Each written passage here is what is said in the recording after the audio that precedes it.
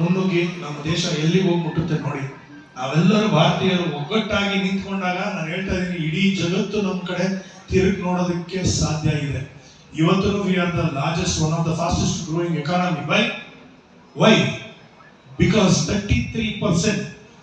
33% of the population are very young. Sorry, more than 50-60% are within 30-35 years. Some style, we are the youngest country. ಅಷ್ಟು ತಾಕತ್ತಿದೆ.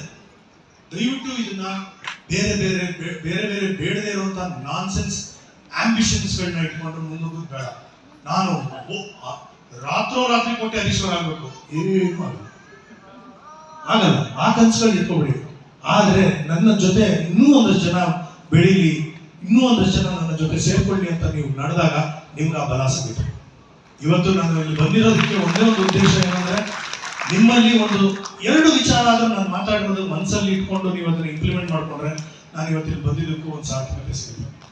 And ನಿಮ್ಮ ಒಂದು ಸಂಸ್ಥೆಗೆ ಶುಭವಾಗ್ಲಿ, ಒಳ್ಳೇದಾಗ್ಲಿ. And ದಯವಿಟ್ಟು ಎಲ್ಲರೂ ಮನೆಗೆ ಹೋಗಿ ನಿಮ್ಮ ಮಕ್ಕಳಿಗೆ ಯಾವ ರೀತಿ ಬದುಕಬೇಕು, ಯಾವ ರೀತಿ, ಆಮೇಲೆ